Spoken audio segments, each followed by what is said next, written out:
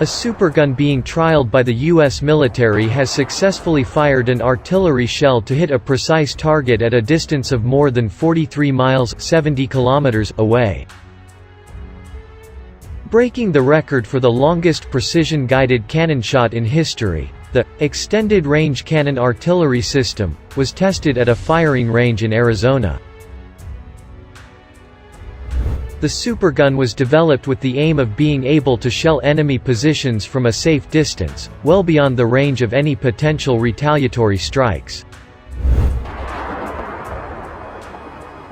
The range of the weapon is equivalent to the distance from the Statue of Liberty in New York to the city of New Brunswick, in New Jersey.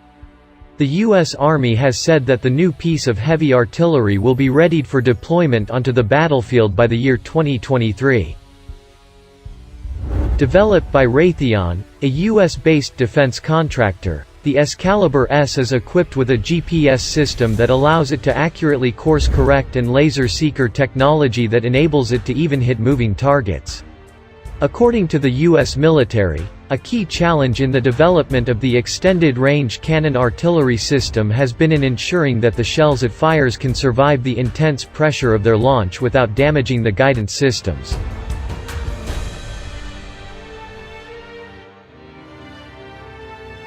The Army is racing to extend artillery ranges on the battlefield to take away advantages of high-end adversaries like Russia.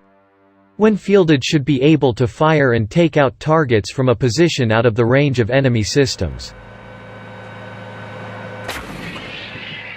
The Excalibur cannon takes an M109A7 Paladin integrated management howitzer chassis and replaces the 39 caliber gun tube with a 58 caliber, 30-foot. Combined with Raytheon-made Excalibur munitions and an XM1113 using supercharged propellant, the Army has been able to dramatically boost artillery ranges.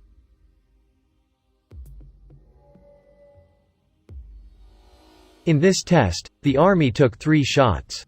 The first shot came up short due to very high headwinds at a high altitude, and the second shot had a hardware failure. But the third shot proved that the service is getting closer to dialing in on the right balance between propellant, projectile design and other factors that play into achieving greater distances.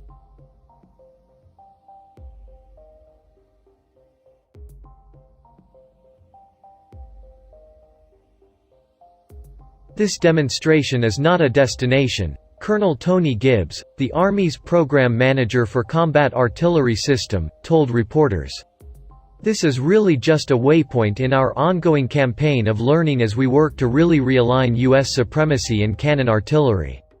It's definitely a big knowledge point for us today." Each munition fired during Saturday's event had slight design differences to address how best to design and prepare the round to absorb the high pressure and force of being fired at 1,000 meters per second from a gun tube of caliber.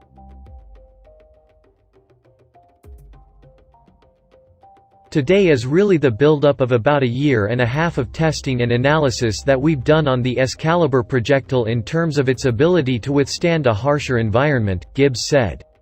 So through a number of tests and analysis, we determined what muzzle velocity is required, what chamber pressures the projectile can withstand, and so all that came together in today's test. We fired it at the right propellant combination to provide the right muzzle velocity to achieve the range.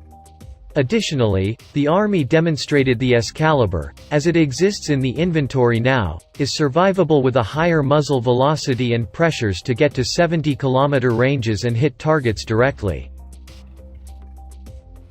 In the coming year, we'll make a lot of decisions and actually start to address them. Snapping the chalk line on a few things, we will snap the chalk line on the propellant, we will snap the chalk line on the projectile design and begin to look towards manufacturability, towards production.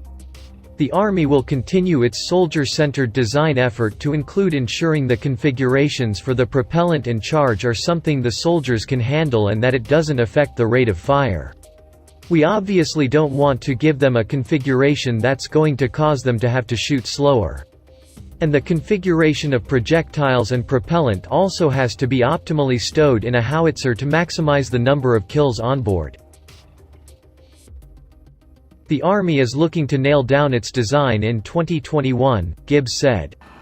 The muzzle velocities and pressures that those munitions see is important in the final design choices they make, but also, for example, the size of the rocket motor, the type of joint holding the rocket motor to the warhead, that ultimately affects the performance in the range that it will get, to include the type of steel that we use affects lethality.